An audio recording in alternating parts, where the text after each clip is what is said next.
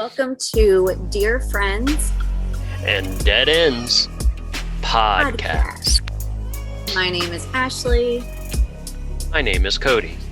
Cases may contain graphic material as well as explicit language. Intro music.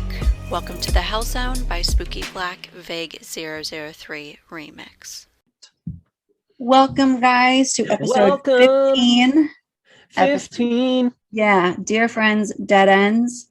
Thank you for sticking with us, guys. Really do appreciate it. This time the video is going to be with it, unlike last time where I forgot. Okay. I hope everyone had a good week. I hope everything's going well. I don't really have any announcements other than don't forget DF. No, I should know this. I just said it. DFDE Pod on TikTok.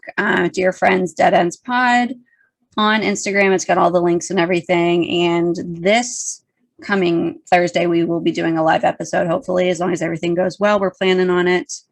But thanks for tuning in. And we'll get right into it. I think I go first, right? Yeah, you go first. You know, it might be fun. Oh, yeah, go ahead. Wait, what?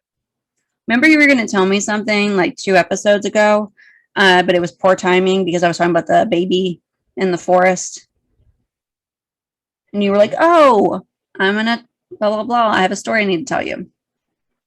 I do remember that. You have no idea. I know. I remember saying that. I don't remember what the story was. Right. We could start a Discord. We could. And you lovely listeners could interact with us directly if you wanted to. Yeah, with audio. That would actually be super fun. Well, no, not even with audio. Just like Discord, you can do like the chat room. So they could just text us and I could be like... Also that, yeah. I could just be like, yeah, I had coffee and now I'm at work. And they'd be like, oh my God, Cody, you so cool. And I'd be mean like all the time? Hmm? You mean like all the time Discord? Like yeah, just like a general Discord. Oh, okay. We could do that, yeah. We don't have to be on it like 24/7. Obviously. But like they could be like, hey, look at this crazy story about did you hear about the guy in Edgewater? Are you asking me? Yeah. Did you hear about the guy in Edgewater? So a guy in Edgewater, they actually covered this on the podcast that I listened to. I think I went to school with his family. He got like seemingly probably intoxicated and the cops pulled him over and he was like, I fucking hate cops, I'm a sovereign citizen. And then he tried to stab them with a tiny little pocket knife. And then while he was sitting on the curb, he shit in his own pants and rubbed his hands all through it and tried to fight them. Was this actually what happened to you last night? This is why you couldn't record. I said I might have gone to high school with him. I didn't say it was me. Yeah, wink, wink. Oh, yeah. I probably should have mentioned this. It's not funny. There's a classmate of mine. I graduated with him. He went to the same high school, and I believe it was in Florida. I just found out this morning he actually passed away. We weren't close, but I'm very sorry to hear that. So I'm sorry, Sam. It's really not cool what happened. It was in a Starbucks line of all things, like a Starbucks like drive-through in Florida. He just died in it? No, there's more to it. So basically, I think it happened 2 days ago. I don't think it happened yesterday, but and this is also being recorded ahead of time, guys. So it is actually the 30th of April because I'm not going to be here next week to record. So we're recording it now. Mm-hmm. They were in line at Starbucks in a drive-through line. And then this asshole cuts in line in front of Sam. And he was the passenger. And I guess Samuel was really enraged by this and went and actually knocked on and hit the window, the car window, and was like, what the fuck are you doing? Right. Which obviously you probably shouldn't do, but he went back to the car And as he was walking back to the car, this guy got out and shot him. Jesus Christ. Yep. Yeah, so it's really fucked up. I don't know what's going on in Florida. Like the fuck. Florida. It is Florida, but I'm really sorry to hear that to Sam's family. And I know there's a lot of people I went to high school with that were close with him. So I hope he's at peace. That's extremely fucked up. No one deserves that for literally just going to get coffee. I don't understand what the fuck is wrong with that asshole. That guy says that he was scared for his life and his wife's life. Drive the fuck away. You're in a vehicle. Then fucking leave. Like, what do you... Then fucking leave. You don't shoot someone. That's super fucked. Yeah, so I found that out, I think, either this morning or last night. I can't remember. But yeah, so that's the news right now. That's a bummer. Yeah, so I'm sorry to hear that. I don't know. You got anything? Any news? Anything else? Or you're just horrified by what I just told you? Nope, I'm good. Okay, all right. Take it away, Ash. Yeah, I'll get right into it. I completely forgot about like the details of it, honestly, until I started telling it, and I was like, oh no, this is more fucked up than I give it credit for. But I'm going to talk about the disappearance of Cayce Lynn McDaniel, and this is from, I think it's Milan, Tennessee. I'm not sure where in Tennessee it is, but I think that's where the fashion shows are. Absolutely. Flannel, Timberlands. Right, Milan? Timberlands, right? Timberlands, yeah. Yeah, Cody, that's exactly the one. She was born July 17th of 1982. She would be 38 years old, or she will, if she's alive, we're not sure. She was 14 years old at the time that she disappeared. Thank you, Cody, which was August 16th of 1996. She was 5'4" and 120 pounds. And I'll just get right into it. She was getting back home. It was early AM. I think it was just after midnight. They lived off of US 45 in Tennessee. She had just come home from a wicked rager at the Double Springs Cumberland Presbyterian Church. It was like a back to school party. So no, I think those are the ones where instead of having diet soda, they have regular. Shut up. Yeah. No, you get all hopped up on sugar, and sometimes you don't bounce back from that. Cody's speaking from true experience. Yeah. Seriously. I don't know why I included the sex word. It literally doesn't matter. I said, in fairness, my mom used to forbid me from going trick-or-treating for a good portion of my childhood. And instead, we went to this one church that actually is close to where you live now. Very close. That main road that goes in there, that church there. Oh, yeah. That was that church. So I used to go to that church, and I think it was like for 2 years or so, they'd have this fall festival instead. And that thing was this shit. No, there was a giant, it was like in the gymnasium, which was like a basketball court thing. And there was a giant fucking like inflatable slide in there. And also they had a cakewalk. Yeah. What the I fuck think does that I mean? think I won a cake, if I remember correctly. I was like, I'm all in. What the absolute fuck is a cakewalk? Oh, cakewalk. I don't know. Either way, it's where it's like a I don't remember what the requirements are to win the cake. There's usually like 4 or 5 cakes there, and either you have to guess a certain thing, or you just put your name into the raffle, and then they pick it out, and you win the cake, basically. What does that have to do with walking? I thought you had to walk until like no one else was walking. I might have made up cakewalk because people say something was a cakewalk. I actually don't remember what it's called. Christ. I think it's a cake. I don't for remember. Fall festival at my church, they used to have slices of pie for like $1, Mm-hmm. and I would eat pie literally till I felt like I was going to die. That sounds All about sorts right. of pie, rhubarb pie. Fuck yeah. Sometimes it's strawberry cake on a Wednesday night.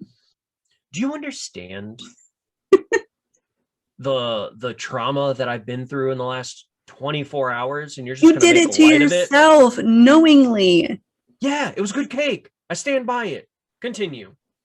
All right. So I don't know what you think I'm going to do about your I trauma. have to Google it. What is a cakewalk? Yeah. Yeah. Let me know if I'm right or if it's different verbiage altogether. I'm sure you're not. Probably. Yeah. There was a chaperone that had been there that actually dropped her off. And it was maybe like an hour and a half or so later. Casey's mom, Cindy, came home from, it ended up being a different house party that she had been at. But her mom comes home. She sees the TV in Casey's room is on. The clothes that she had worn to the party, they're on the bed or they're on a chair, but she had definitely changed. So she had been at home for a while. There was an unattended bowl of cookies and a glass of milk on the floor in front of the TV. The back door, which I don't know if it's in her room or just of the house in general, it was open. And apparently it was not the most secure door in the world, meaning that it could be opened easily. I don't think the lock entirely worked.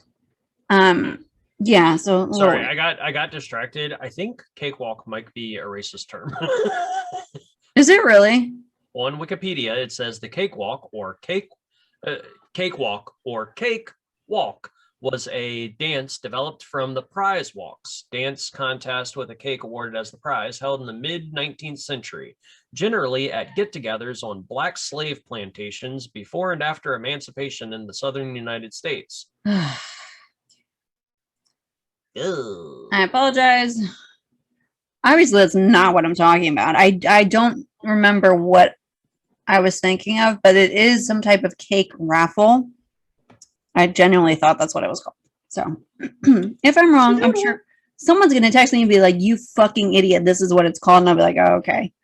Nothing related to walking. Excellent. Oh, it's called a raffle? Interesting. I don't think it was. It had a term. It had a specific term, you fucking asshole. Either way, the door could be opened easily, and it was wide open. And I'm not blaming anyone that lived in that house, but that's terrifying. That would be one of the things I think I would fix first if I was going to fix anything, or I'd want to make sure that was secure. That would freak me the fuck out, especially if there's like woods behind my house. Absolutely not. My first priority setting up any sort of home living space is setting up my TV. Okay. Like quite literally, I need that set up before anything else. We could not have a front door, and I'd be like, TV comes first. I'm glad you have your priorities straight. I have probably overanalyzed this door, but it drives me nuts that this thing was not as secure as it should have been. Let's see. So there was no evidence. At least it wasn't like the saloon swinging doors where you can't lock them. What'd you say? I said, at least it wasn't like the saloon swinging doors where you can't lock them. You're right. I feel much better. Yeah. Either way, there was no evidence of a struggle. It simply seemed like she changed and then left of her own accord. All I'm saying is if I have a bowl of cookies, I'm going to finish them before I leave. And milk. Yeah, absolutely. Like, I'm not going to just leave it there. No. So, unless she was checking something that she heard outside. Cody, what are you doing? Every once in a while, I catch myself in the video and I'm like, oh, look. Am I always this pale? Yep. Mm. Yeah. It's shocking. Yep. Eventually you get used to it, but yeah. Mm-hmm. Although I look pretty pale as well, and I'm not super pale. But either way. As pale as I do. Are you sure? At least on my screen, I look like fucking printer paper. I mean, it's also compared to the dark that is around because you turn the light off.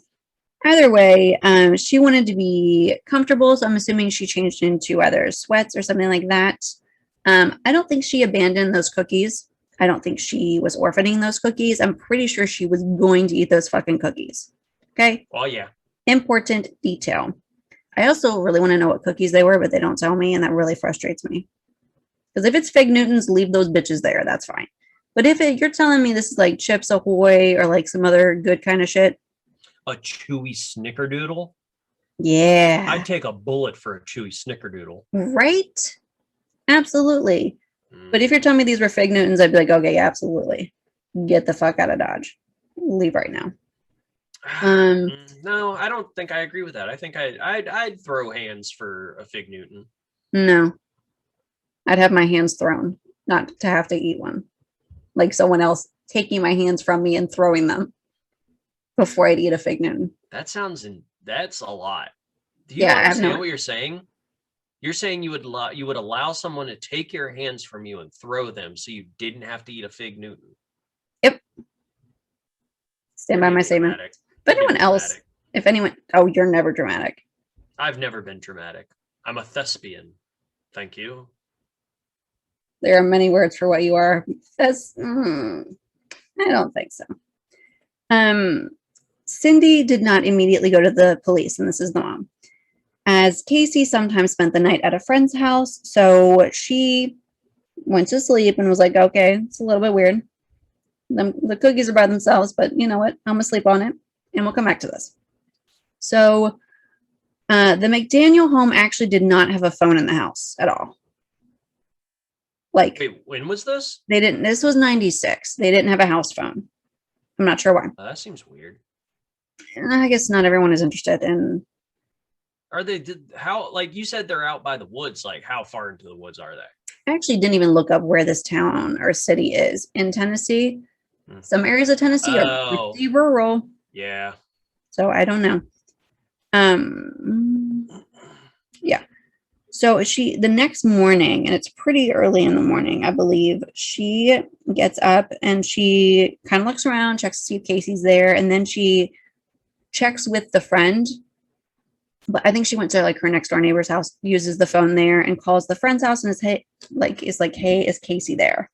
And she's like, no, Cayce is not here.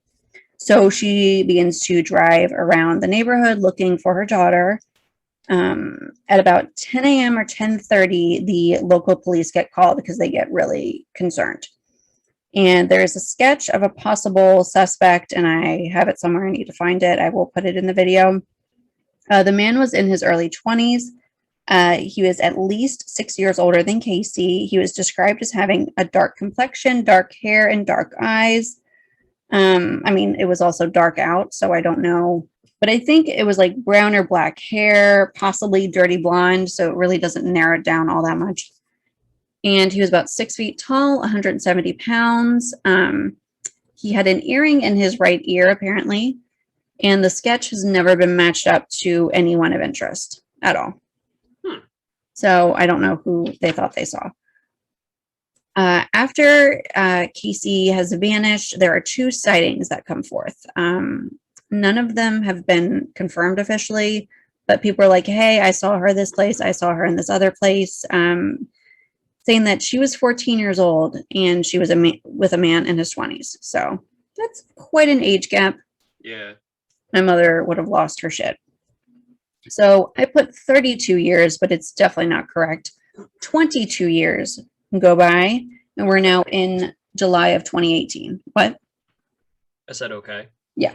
So there's a suspect that gets named. I think his name is Finis, Finis. Finis.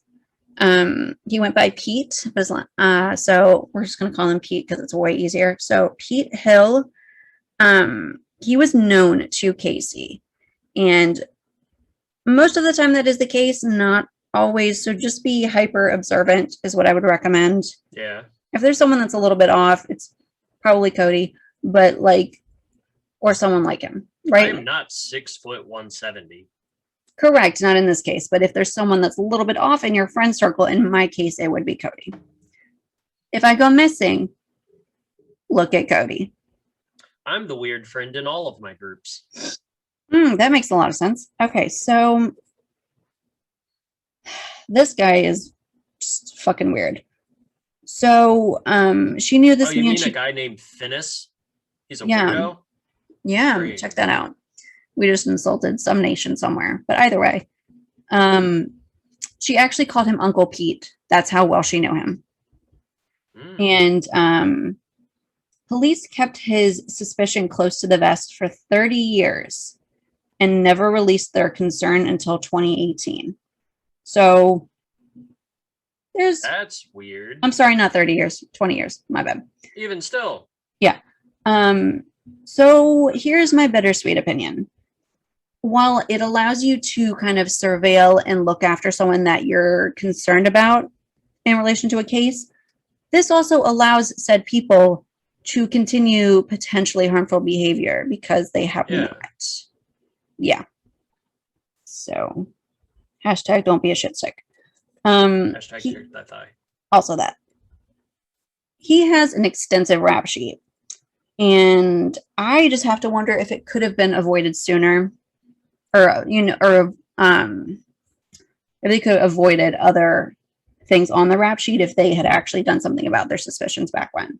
Right. So his convictions include aggravated kidnapping, aggravated assault.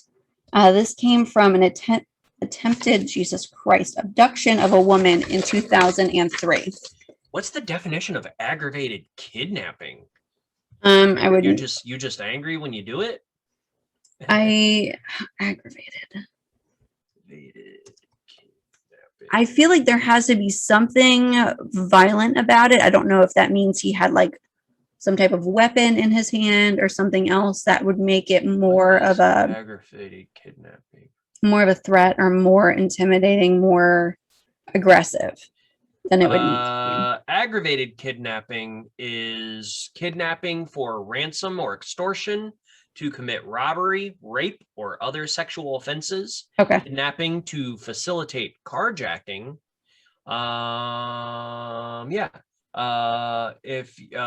Simple kidnapping is just like stealing them to steal them. All right. So, I mean, that would make sense because he just does not seem like a good guy. So he was released from prison in 2018 for the incident in 2003.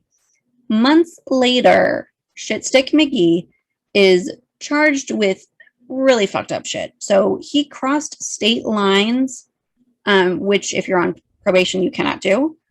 And he did so to attempt to have sex with a 15-year-old girl. So he's a piece of shit.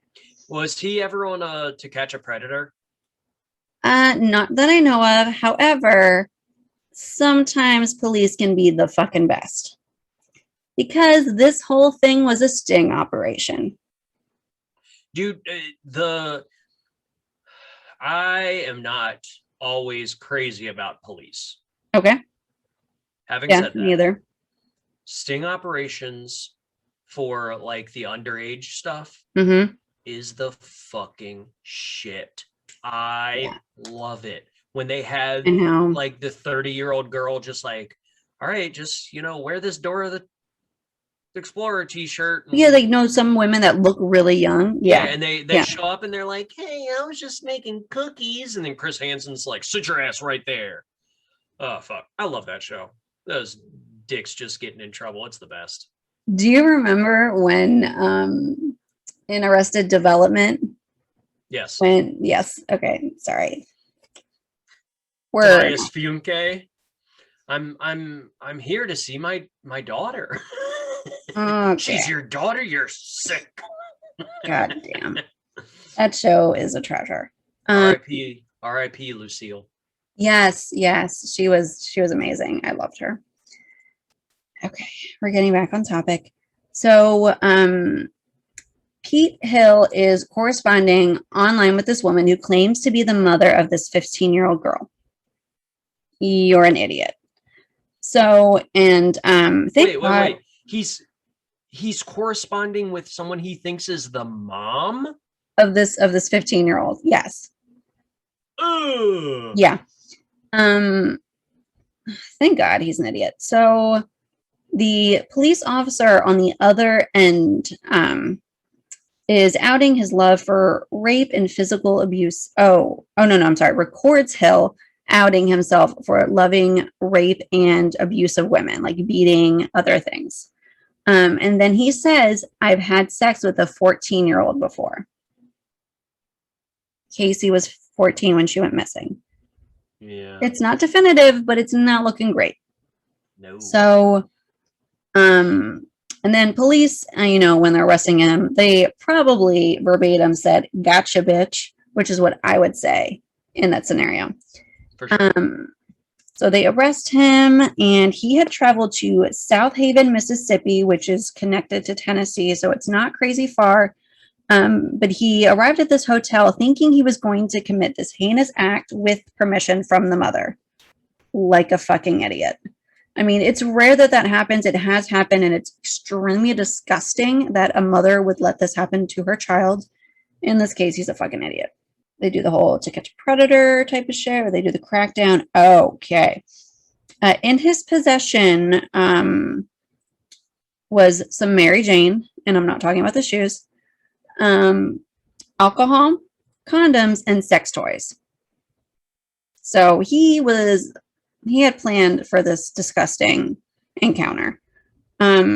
So gross. Yeah. And then Casey's mother, Cindy, once they announce Hill as the suspect, she has a little bit of clarity coming forward, and she starts to make a little bit more sense of this.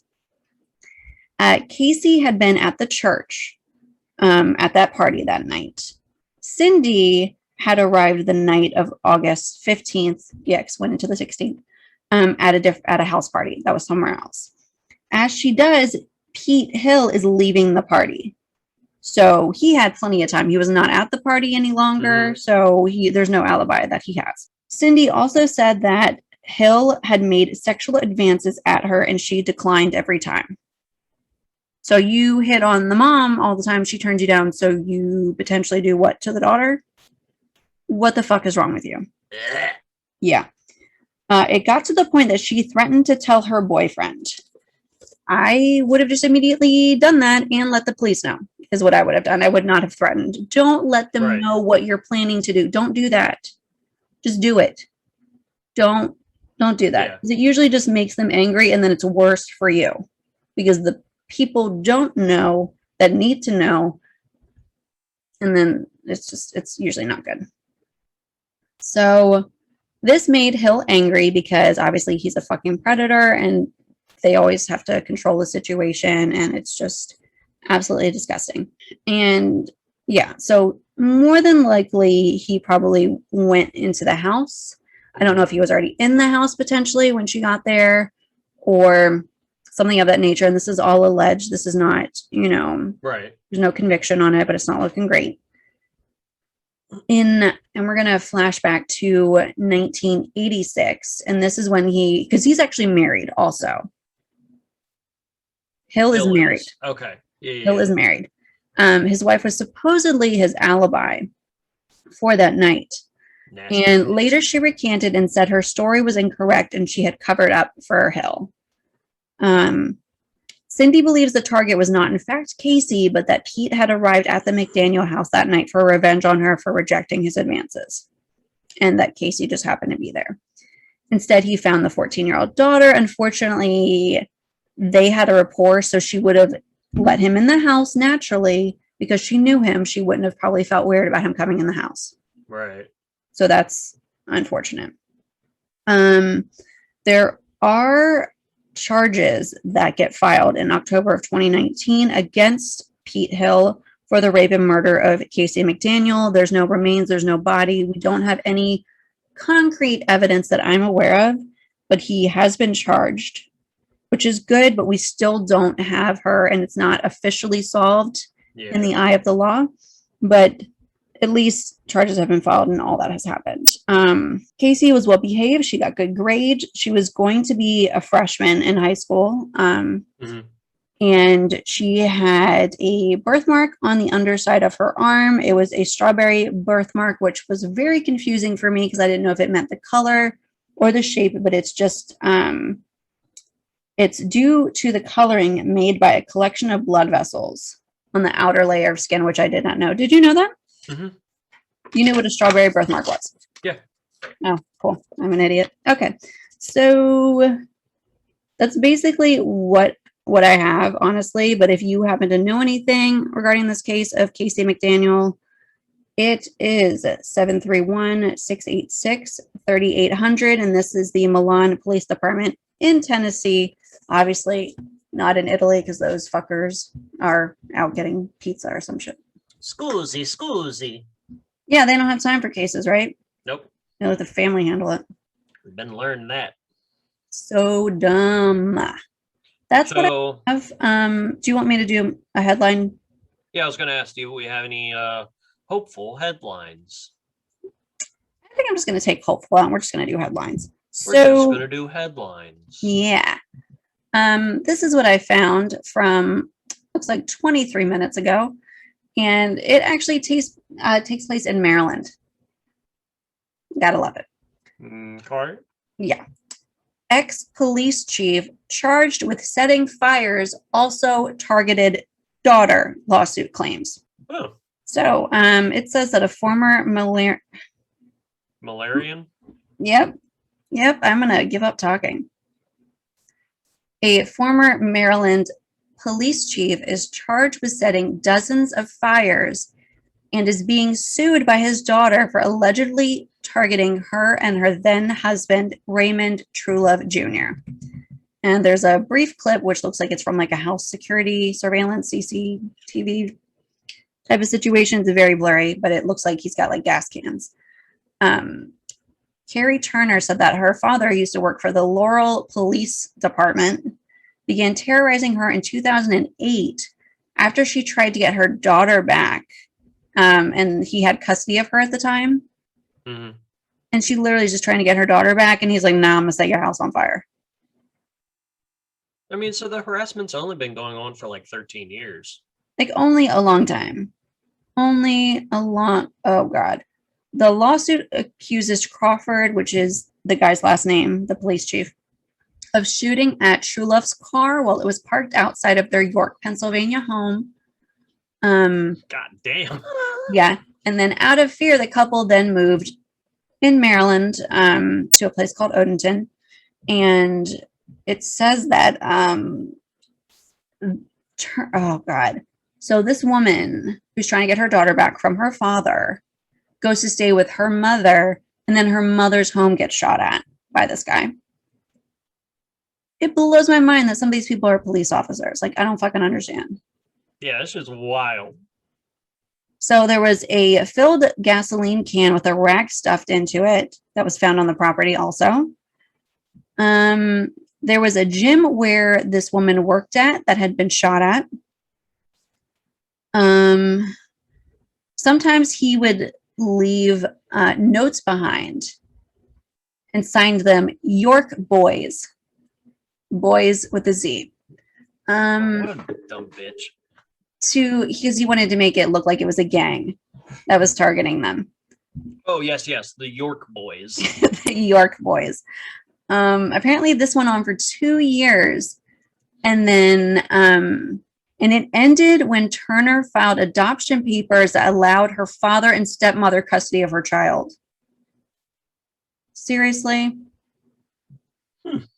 That's a problem. That is, yeah. And then someone goes to put on here that it's acts of terrorism, which, yeah, that's absolutely fucking That's crazy. horrible. He's just running around popping off shots everywhere. Yeah. He is currently in jail right now, which is probably for the best, considering he can't stop setting things on fire and being really, really angry with and being allowed to carry a gun as a police officer. Obviously, he's not currently. I don't know if he retired or what happened, but I would imagine getting charged with something you immediately are, well, I don't know. Either way, he no longer belongs to the police department. And we'll see how this case goes. But yeah, why are all these crazy fucks from Maryland is what I want to know. I don't know. Jesus Christ. All right, your turn. Okay. All right, so I'm covering the unsolved murder of Vernon C. Miller. Vernon C. Miller was born August 25th, 1896. Jesus Christ, Cody. We're going back again, guys. In Kimball, South Dakota. Okay. At 18, he moved away. He moved 35 miles away from home and learned to be an auto mechanic, which is how he made his living. Okay. 2 years later, at the age of 20, he was itching for change in his life. He enlisted in the U.S. military and actually fought in Mexico due to bandit raids at the time, as well as France during World War One. God damn, I forgot how old this was. Okay, yep. Yep. He was quite decorated through with awards for valor and bravery, and had become a color sergeant by the end of the war. Okay. I didn't know what color sergeant meant, so I looked it up. It was a mostly decorative rank, saying that he had done well and was trusted within the military, but it was more of like a what are they called? Like voted best in class, you're the funniest. Superlatives. Oh, superlatives, yeah. It's basically a superlative that comes with like probably a pay raise. So it said that he was done well and trusted within the military without giving him any actual power over anyone. It was common during World War One, but this rank was discontinued after this war and has not been used since. So limited edition. Yep, exactly. He was discharged from the military in 1918 and returned home to Huron, South Dakota, which is where he had moved previously and become an auto mechanic. Right. This time, though, he joined the city's police force and was a patrolman. Okay. After 2 years, he began to want more from life. He resigned in 1920. He moved over to Beadle County in South Dakota and began campaigning to be elected sheriff of the county. Okay.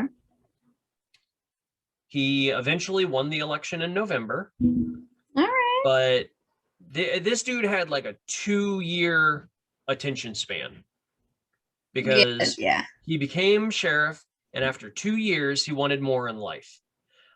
This time, his methods were a bit less conventional or ethical. He withdrew $2,600 in county revenue and fled the area. I mean, it's a lot of money. So I looked it up. Today, that would be equal to about $40,000. God damn. Yeah. So within a year, he was in prison for the crime of embezzlement.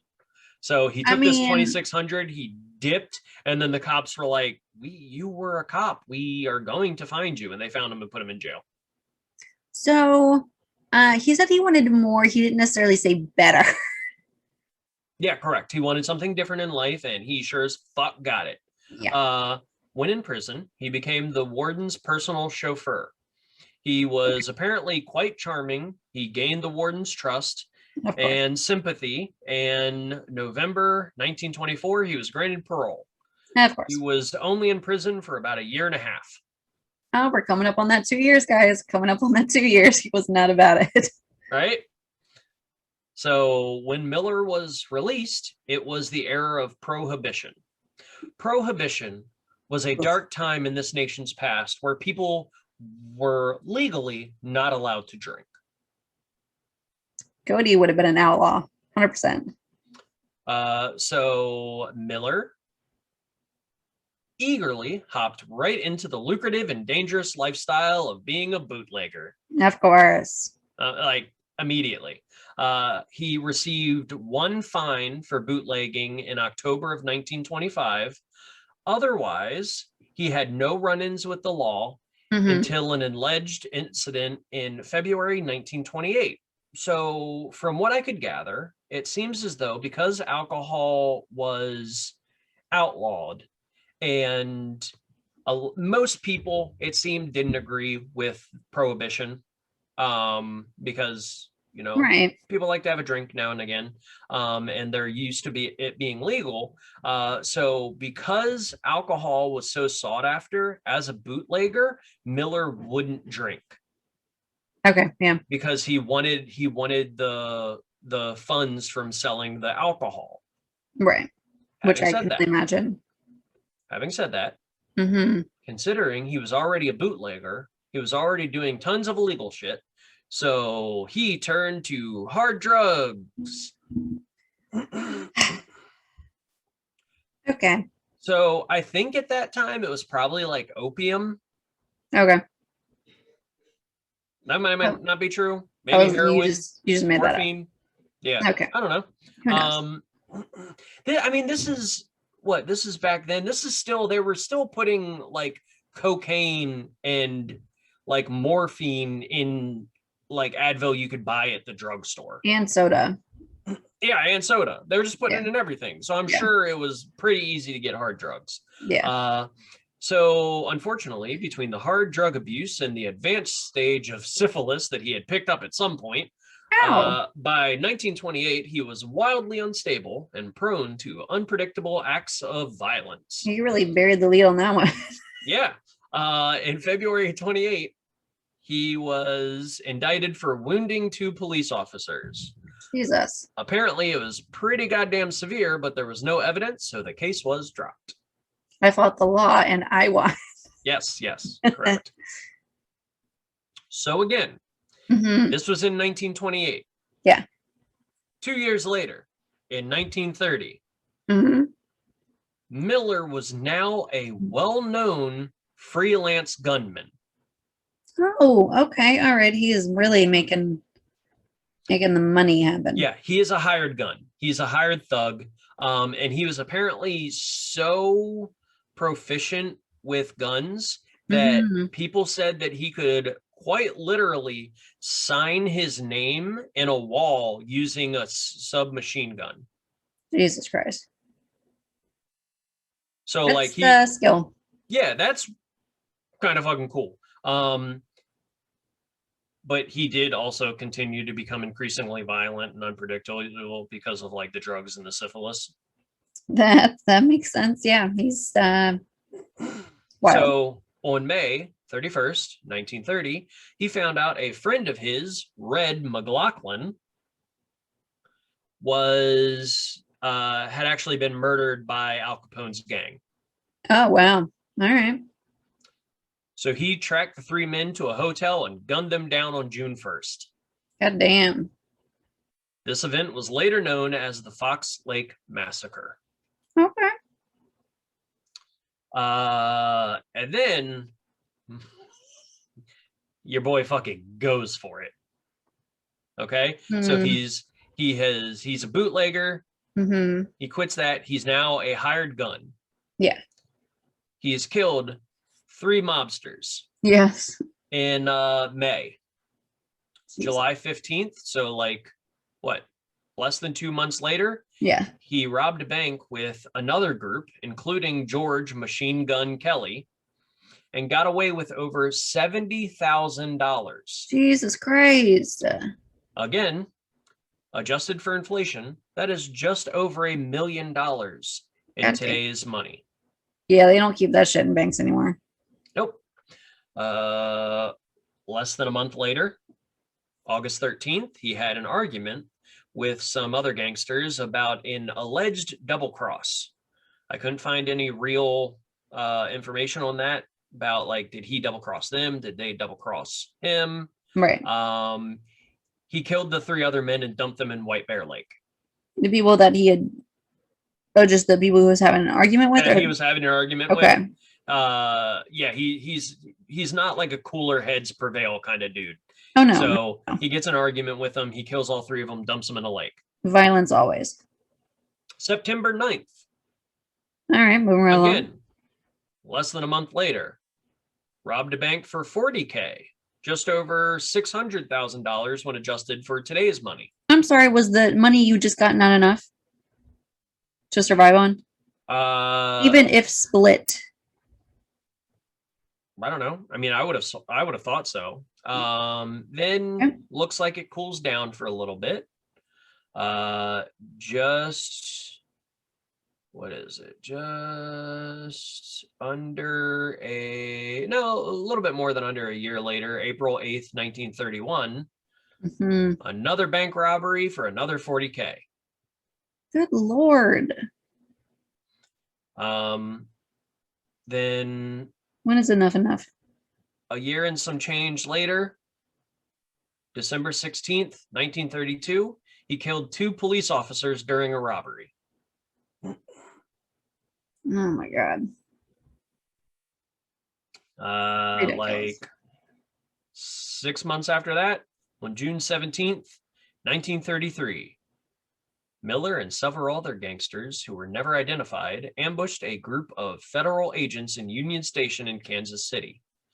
Miller is the only identified shooter in the Kansas City massacre. Jesus Christ.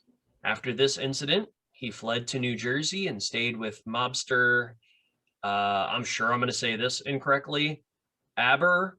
His mobster name was Longy. Okay. Zwillman. He was there until October, when he killed one of Longy's men during an argument. Jesus Christ. Maybe they should just give him like a foam knife and just be like, here you go, buddy. Yeah.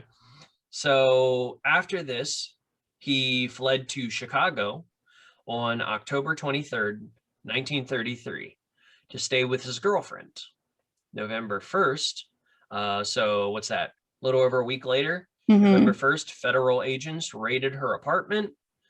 Miller was actually able to shoot his way out of the apartment and get away. God damn. So, this dude is a goddamn gangster, mobster through and through. How is Al Capone so well known, but this guy, I have no idea who he is. Al Capone, you've heard of Machine Gun Kelly, not the dipshit rapper, but the criminal. Who else? Babyface Nelson. Bugsy Malone. Who else? I think there's other ones that I'm missing. But those type of people. Yeah, I mean, just Bonnie and Clyde. John Dillinger, yeah. Yeah, it's just it's fucking crazy. So blows my mind. Really, goddamn, I didn't realize how short mine was. So his luck was basically about to run out. So he got away on November 1st, shootout with federal agents. And this is when Hoover was originally getting the FBI up and going. They were going hard after these mobsters. Yeah. On November 29th, someone driving down a road just outside of Detroit, Michigan, spotted a body in a ditch. Vernon C. Miller had been tortured by being repeatedly strangled with a clothesline. Oh my God. So they think that he caused so much trouble for so much people. They genuinely have no fucking idea what person he pissed off it could have been. It could have been anyone. It could have been someone they knew he pissed off or someone that he had just pissed off. Yeah, I mean, this dude is just crushing, just snorting rails of hard drugs. He's probably injecting shit. He is just killing anyone that looks at him sideways. So they have no idea. Was it gang related? Was it an FBI agent that was really close to one of the people that he had murdered? Did he just get tangled in a clothesline? We're not really sure. And then someone was get this shit out of my yard, and then just threw him. So unfortunately, when I say he was strangled with a clothesline, repeatedly. Maybe he tried to get himself out and then couldn't, and then he fell back. Like BTK sort of repeatedly. So they would strangle him till he was about to pass out, and he'd start to go under, and then they let him go again. They'll let him wake up a little bit, beat the shit out of him some more, and then strangle him again. And then eventually they just beat him to death and threw him in a ditch. An absolutely brutal ending for an unpredictably violent, unforgiving gangster who hurt or killed countless people. His murderer was never found. I don't think this would have been a priority for detectives. Oh yeah, I'm sure they were just wish it was us. Well, yeah, because he had killed some cops, hadn't he? Oh, he'd killed a bunch of cops. He'd killed a bunch of just mobsters. He was just, and the thing that blows me out is he killed so many mobsters just by getting in arguments, and people were still all right, we'll take Miller for the next bank robbery. Like, you don't want to fucking work with that guy. Yeah, you don't want someone that flies off the handle to handle something that you don't want to go wrong. Yeah, like what the fuck? Like, I feel like he would be very unpredictable, other than predicting that he'd be violent. Like, you know what I mean? Like, it's just right. Yeah, it doesn't make any sense. But I mean, like, that's also one of those, like, back then, like, it was almost insulting, like how easy it seemed to rob banks. Yeah, there was no system set up, really. And it, like, none of it was insured, and like you just come in and like blast everybody, take the money, and then out. They leave, and if you have like, a handkerchief over your face or what, that just makes it 1,000 times more difficult. And there's no cameras, so like you've got to go based on description. Yeah. And then people are like, yeah, no, he had a face. Yeah. He had dark hair and eyeballs. And they're like, we know the guy. That guy. Yes. We've got posters of that guy. Yes. And then they're like, what do you mean we haven't caught him yet? We have the best description ever. Very detailed. Yeah, it's absolutely insane. Like, I honestly, like, I didn't realize it was going to be that short as a story, but I just thought it was really interesting because the fact that he got away with all of that, all that time, and then all of a sudden it's a clothesline, granted, at someone else's hands. Right. You would think he would have been shot, but this was definitely a crime of passion. Yeah, someone fucking, whoever killed him fucking hated this dude. Yeah, for real. What if legit though it was the cops, and we'll just never know? I mean, it's very possible it was, quite honestly. Could be. Like he could have been picked up, and like parts of the federal agents was like, it was almost like another gang. Oh yeah, no, it was very corrupt. Yeah, I mean they were so corrupt. Like, what do you? Yeah, it's fucked. It was crazy. But yeah, I just thought it was super interesting, so I thought I'd cover that one. No, it was a pretty good one. So yeah, basically that's what we have for today. We will be back next week with episode 16. Don't forget to rate, subscribe. I'm gonna give up talking altogether. Rate, subscribe, review, give us the best. Subscribe to our Patreon. Yes. Venmo me money. So Patreon, $3, $5, and $10 tiers. Once again, I'm going to say once we get enough $5 and $10 tiers, even the $3 ones, honestly, Cody and I will do special Patreon only episodes. And we're going to do like the really good cases, the really fun ones that a lot of people want to talk about, like John Bonet and some of the other famous missing persons cases like Jimmy Hoffa or something else like that. And we can even talk about JFK on there, man. JFK. That'll be the theme song. But either way, consider it, guys. We'd really appreciate it. But we really love that you guys are listening. And we will see you guys next week. Don't forget hashtag. Jesus Christ. You're having a stroke. Hashtag shitstick. Hashtag check that thigh. Don't be a shit stick. Oh, hashtag. Or shit pick. Who knows what the fuck I would have said. Yeah, we really don't know. I'll make sure I'm not having a stroke. All right. Everyone have a good week, and we'll see you guys next week. All right. Bye. Bye. Fuck.